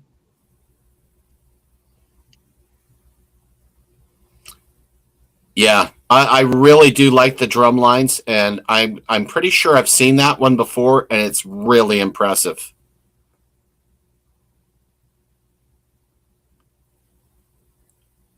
Absolutely amazing.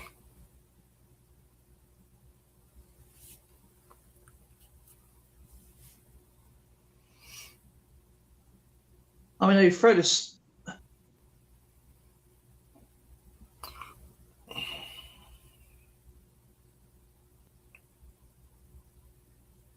And they go up against the Royal Marines, and the Royal Marines joins in with them. Mm-hmm. But yeah, they're not even military either. They're just a bunch of lads that got together, banging drums away, and they just learned. And they were just putting bits together. And but they're from Switzerland. They're absolutely amazing. I think they're amazing anyway, personally. Yeah, the haka. Come on, Hannah, come up and show us the haka. Come on. I love it on the rugby. When they do it at the rugby.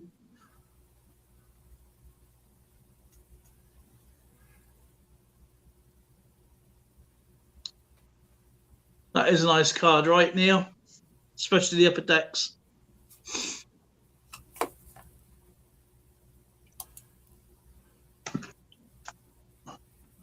Do you know what?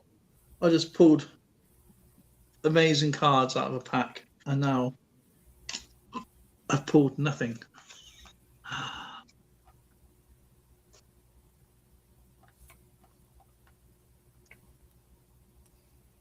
Yeah, thanks for putting the link on there, Alexander. Yeah, thanks, Alex.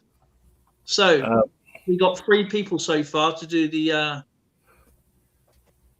Well, let's do the 30-second countdown. Nobody else comes in, then let's do it. Okie dokie.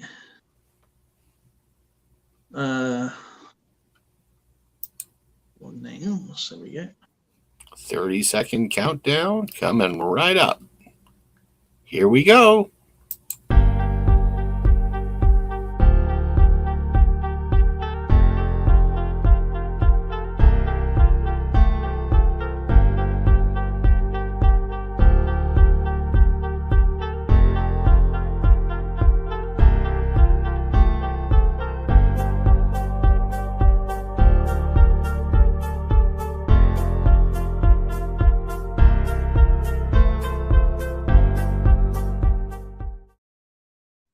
Alrighty, there you go. Got the names up. If you want to put me large, please get.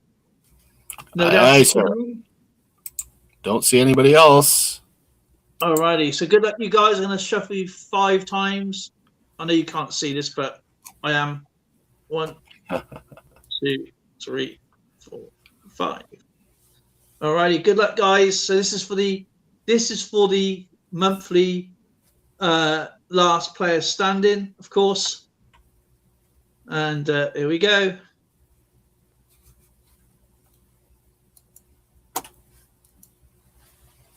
Oh, come on. Stop buffering. And that is Sandman. Awesome. So Sandman's on there.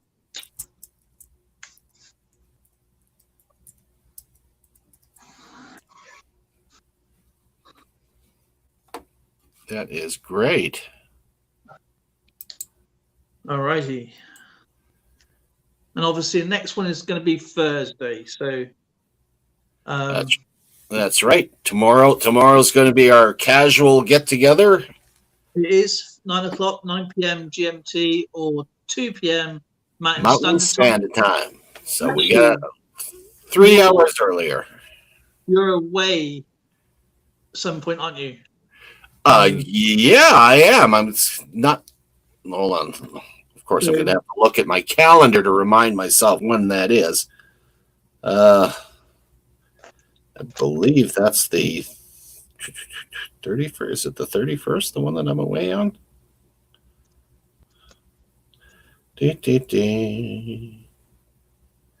No. I should be here for the 31st. Oh, that's the 15th. Oh, 15th. The 15th. Yeah. Okay. Fine. 8, 117. It's, Am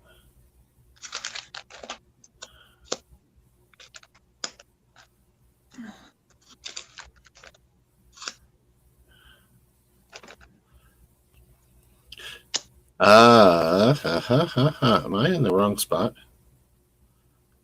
No, I'm in the right spot.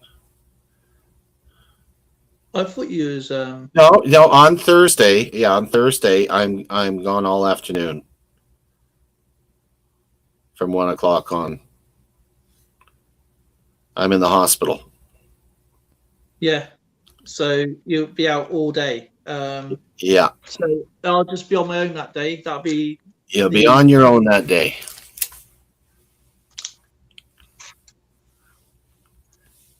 Six, 3, 7, 2.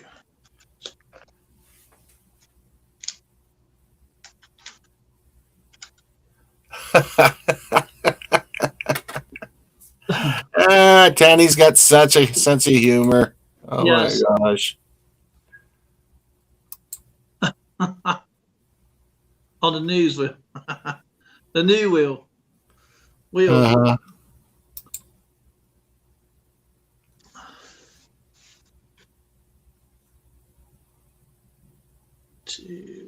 So I'm just putting these cards away. 2 S cards. 2, Yeah, 9. Silver Tea, that's one of the joys of getting older is that you have to do these mega checkups where they keep you in the hospital for the day and do your thing. And that's just so to drag it on so that my quality of life maintains itself a little bit better. And I will hang around a little bit longer.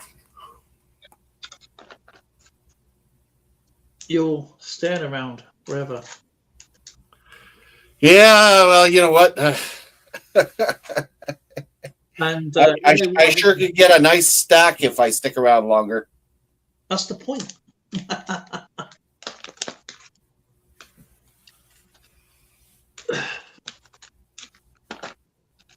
Do you know what my US team is looking pretty full? I need 1, 2, 3, 4 more cards for the US team.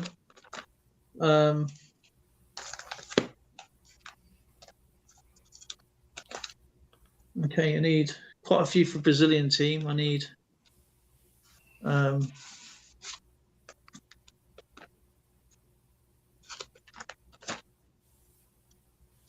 my Ecuador team's on the fly away.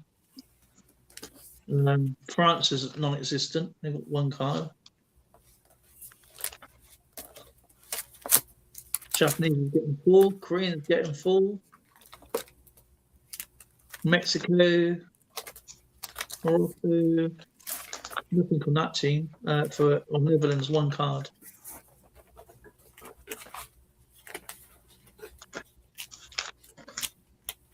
Alrighty, so we have 297. 297 got in already. Alright. And we have 4944. 394. I have to wonder what that's worth now. What's that? Star Trek 1991 25th anniversary trading card collection. Oh, it's Cards going from to the work. Frontier. I mean, I've had this a long, long time. I have to wonder. Well, can't you get it appraised? You know, Tanny, I have a spare room, man. You want to come visit me? Same with Dale. By all means. Thank you, brother. This is a big country, though. Don't be like my Aunt Margaret. Shows up here and says, I want to go visit Niagara Falls for a day trip. Well, that's only 37 hours straight driving to get there, but, one way.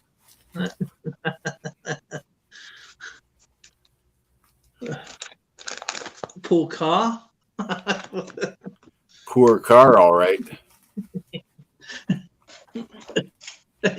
Get with you. Not even halfway, was it? Oh, I drove her to Jasper for a day trip, and she thought I was going to the moon. It was so far. And I did that on purpose. I showed her how far it was. I said, this is only a short trip. She goes, you've got to be kidding. When you look at something like that on the map. Yeah. I'm like, come on. And that's going to Niagara Falls would be 10 times longer.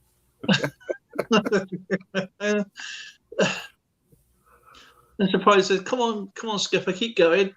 We're only halfway there. Well, I got me back next week for other things. Who needs Niagara Falls when I got the Rocky Mountains right here? Oh, that reminds me. In October, I'm in the Rocky Mountains for a whole week. Oh, I'm heading back up to Ghost River at the crossing, which absolutely the most beautiful area. Remember, I was there before. I'm taking the second half of my training for Wounded Warriors. Yeah. So I can so I can help guys and gals out there dealing with post-traumatic stress and the different OSIs and stuff. So, yeah. I didn't want to tell her about the plane there, Alexander. She thought, your Aunt Margaret thought it was going to be a little drive down the countryside. Yeah. It's not like I'm a pilot. I bet you wish she was at that particular moment, though, because you got to drive back. Yeah, you know what? I talk about counting my blessings. I have skied every single major ski resort in the entire Rocky Mountains. Every one. I know exactly whether they be, Whistler, Grouse, Martin, Norquay, Sunshine, Lake Louise, all of them. I've skied them all. And I'll tell you, it is an experience that will go with me into the other place because it was fantastic. And that's see where. some of the streams off a mountain as well. And never ever. Wait a minute. Okay, yeah, you have to remind me of that. Yes, that's true. That was my one, but that's earlier on. Okay, that was a faux pas that I made, but it was good. Alex, the milk tray man, right there.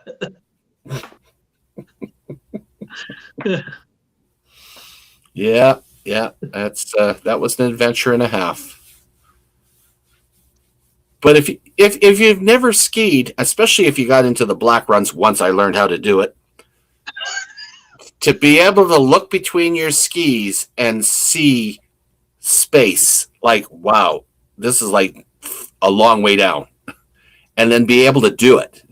Well, you got to put it into perspective. When you told me you can see ships.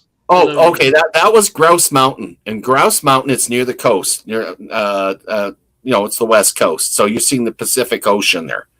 And when you look down at on one of the black runs, you can actually move your skis over the edge and look between your skis, and you can see ships going by. Now, you imagine how steep that is. That's like that, isn't it? No, like that. It's like that, and the only way you could do it is they had moguls that you caught as you went down. So you hit and basically ski between the moguls to go down.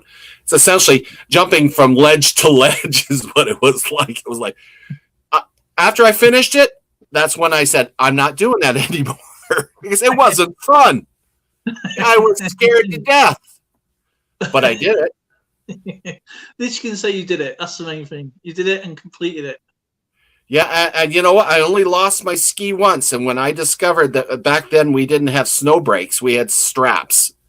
So when you fall with straps, the skis windmill and they beat the crap out of you. It was not nice. It made yourself an helicopter. It was like a helicopter on the side, just beating me, right? And they can cut you if they catch you the right way because of the edge of the skis, they cut you. But they've done away with that. Now they got snow brakes. Oh, that's great. Your ski takes off on you. The snow brakes, as long as it's set up in the right way, will stop your ski, but you have to climb down half the mountain on your butt to try to get the other ski. I'll sod that. It's gone, as far as I'm concerned. Yeah, you know what? Downhill skiing, I don't like cross country. I had to do it. I don't like it. But downhill skiing is an absolute blast. Absolute blast. And oh man, so funny. I was just thinking about that. That's one of my favorite stories that is ever. Just I can picture it as well because there was not in skiing, but we was going down a very high mountain it's not Mount Snowdonia. This is called Mount Toowoomba in Wales, and it's a really steep bit like this, and it sort of comes off. I was saying about 10-15 feet, and that's your basically the only way you can stop. Otherwise, you got like a 20-foot drop, and it's all rubble, and so you got to climb down that bit, and then you carry on again. So it's like a dip like that, and it goes. So it's not as drastic as Numismaniac, but this guy decided to get up and run while he was traveling on his wax jackets, but with that, because he was in front of us, he gets up and he's running, and his trousers are coming down, and you always see him just disappear. He just disappeared off his ledge. He's just gone. Oh man, when he got up, it's just the state of him, all that sheep all over him. That's awesome. That is absolutely awesome. Oh man. We got Heath Dotty in the house. I've seen Heath in Mayer's coins, but I haven't seen him on here for a while. It's good to see Mr. Heath, of course. Oh man, that story though, Skip, stick with me for end of time. Yeah, there's It's something that's burning in my memory for sure. It was awesome. Yeah. Because the sound you said, Colin, is a similar it's disappearing into the echoes. Like I really did. I honestly really did dread going back to the lodge and waiting for those guys to catch up to me because they were not impressed. That's the question. It took them hours to get back. It was great. I bet you bought the beers. Yeah, I did. It was the only way I could calm them down. I'm sorry, guys. Sorry won't cut it, man. You didn't read the map. You let us go over that hill. It was, we thought we were going to die. And where were you? You walked your way back up the hill. You coward, you wouldn't come down. I wasn't going to come over that hill. I wasn't ready to do a black run. Are you out of your mind? But you sent us over. Yeah, that was really good. The only thing that was pretty close to that, but it wasn't as dramatic.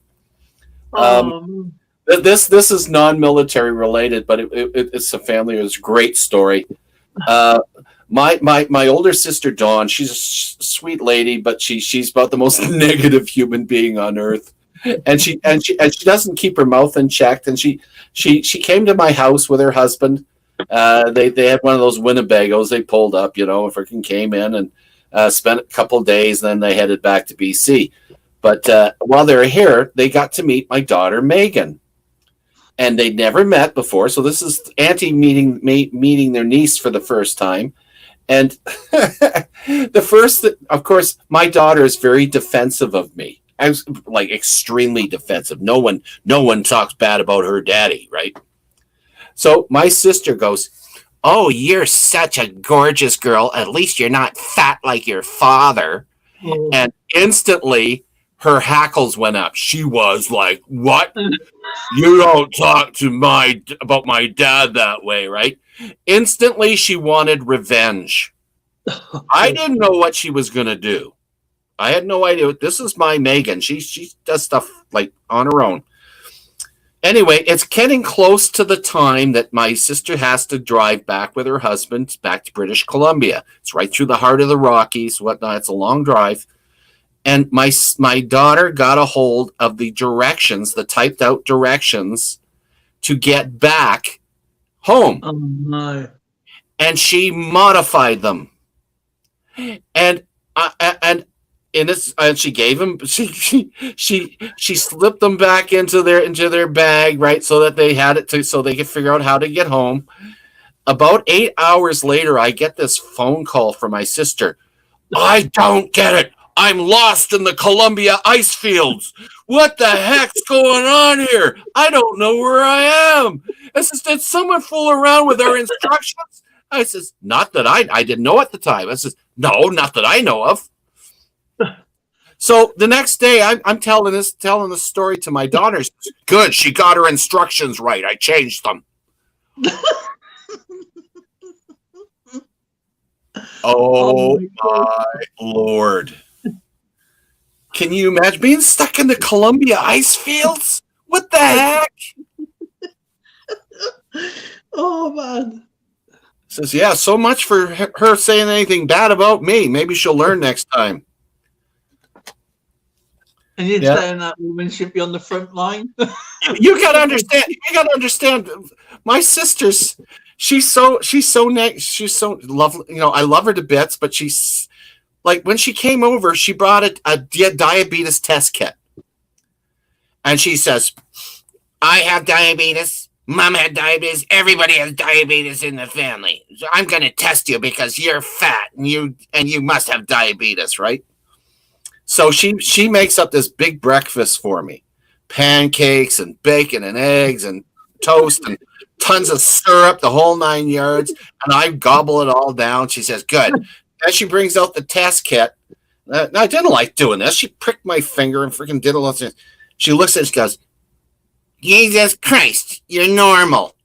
"No, thank you very much. I got hemochromatosis and all these other issues, and you want to slap on diabetes on top of it? Oh man. That's my sister. You know, she's 75 going on 150. Gosh. Anyway. I love family. Not a family too, but man. Oh gosh. You can't choose them. But you know, the beauty of it is, as years go on, you can do all these wonderful things. I already told you about the church. That was my wife has no filters, but some of the things I used to do with my kids was precious. I always tricked my kids to do things that, well, you know, wasn't quite cool. Like, for instance, I would cook and I used cornstarch for thickening my gravies and stuff. So I would mix up a batch of this stuff and say, "Hey, son, you want a drink of some milk?" And of course, trusting dad, they would, right? Or the time when I had this fake blood and I screamed down the basement and I had blood all over my hand and everything else. And my youngest boy comes down. Is Dad, Mom, get down here. Dad's cut himself and it's real bad too, right? And my wife comes running down. She looks at me, says, "You asshole." What are you doing, right? The boys got revenge. I was working as a dispatcher for the commissionaires. I had a bottle of root beer in a dark glass, right? They got a hold of that thing in the fridge and they doctored it up. They put stuff in there I can't even describe. So I'm sitting at work and I'm doing my thing on dispatch and I pull out this pop out of the fridge and I took a great big huge swig and I'm spitting out cigarette butts and everything else. I got so sick. And what and there I get home and there's my two boys sitting there with a Cheshire cat grins on their face going, "Did you enjoy your drink, Dad?"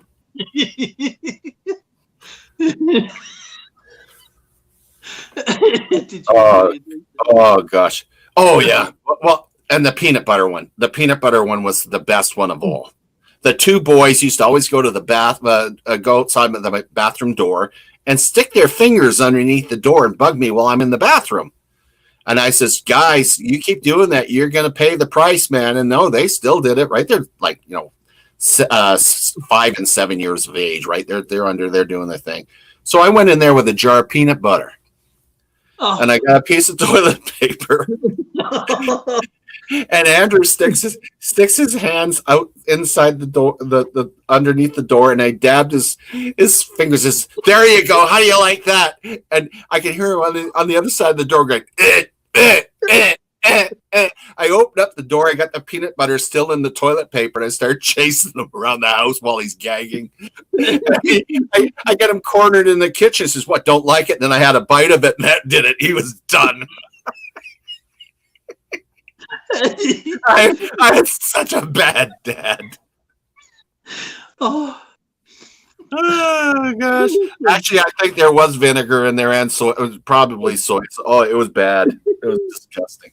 Oh man! This is the sort of things you do as a family for fun. I mean, this, heck, my daughter Megan was here to visit yesterday. She left her coffee cup alone. I picked a big pile of salt and poured it in her coffee before she goes and sitting outside with her mom, and all of a sudden there's a Dad.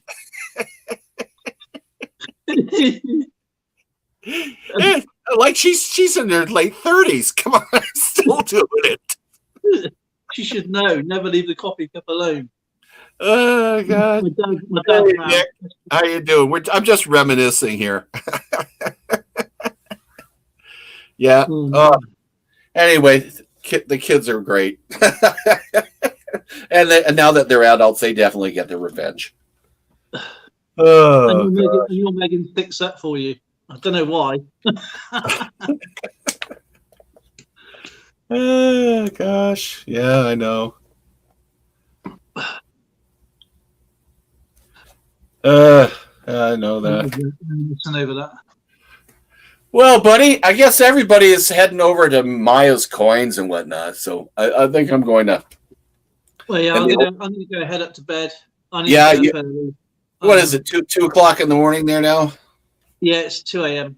And obviously, I don't wake Zoe up. She's got a week off, but she wasn't feeling very well today. We went out for breakfast this morning, and she came back. It was breakfast was nice. There wasn't nothing wrong with the breakfast. She's got back and just not feeling very well. So, please say to Mare, hello to Mare for us, won't you, and all that. And well, of course I will. She's lovely. She is. Of course I will. I'm just checking it. Maya's coin. See if I can get her link here. It's good to see Mr. Nick Molnar, of course.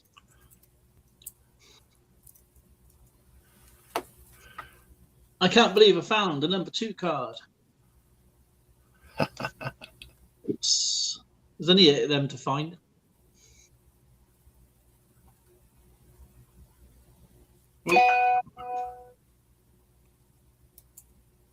It's taking me more time. Thank you to everybody anyway. Silver T, Nick Molnar, Alexander Smith, of course, and of course Sandman, Niels, Comics and Video Games, and of course White Mojo Wolf, EAC, and many others that's popped in. Heath's Adventures, PA Picture Prospections and Treasures, of course.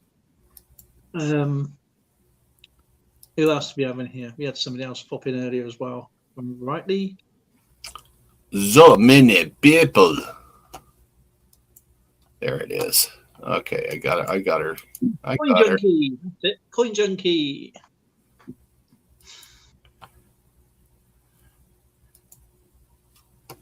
Did you see the sneak peek video? I've not seen anything at the moment, my friend. I've watched a couple of videos over the weekend. I just wanted a break. I just needed to catch up with a few things, sort of catch up with my comments mainly. But I will catch up with everybody else throughout the week, I promise. And I mean, Numismaniac sent me a link today to his live stream. I watched a bit of it. Obviously, not watched all of it, but they raised a lot of money though. But I saw the little girl singing "Twinkle Twinkle Little Star." That was really cute. What a sweetheart! Oh, when she saw you as Santa, it's like, what? Is that a Christmas tree? Is that a Christmas tree? Yeah. We definitely had some good decorations going on. All right. All right, guys. Have a great day today, and have a good night's sleep there, my friend, and we'll see you tomorrow. I'll tell you something happened. I can't remember what day it was because also I lost days. I actually fell out of bed the other day, and so you thought I did it deliberate. I didn't. I whacked my knee at my side, and yeah, it wasn't good. But yeah. Well, then get some sleep. I can't stretch my right side, so imagine that you can't stretch. So you want that real nice long stretch and all that. Of course, I went to do that, didn't I? I totally forgot about myself. I went and went. Of course, Zoe thought it was funny. Of course. All right, my friend. Make sure I mean, if Zoe says to me, if it was me who fell out the bed, you'd have laughed. I said no. I'd have made sure everything was all right first. Then I'd have busted my rib, laughing my socks off. We tend to laugh at other people's pain, and I think that gets us through life. You know that. It does. So we'll catch you tomorrow. Okie dokie.